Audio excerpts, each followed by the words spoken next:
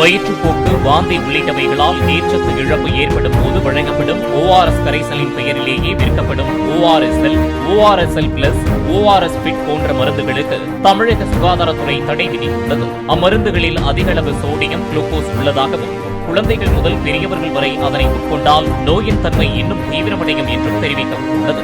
உலக சுகாதார அமைப்பு மற்றும் தேசிய காசநோய் ஆராய்ச்சி நிறுவனம் என அச்சிடப்பட்ட ORSகள் மட்டுமே தமிழகத்தில் விற்பனை செய்யப்பட வேண்டும் என்றும் உத்தரவிடப்பட்டுள்ளது.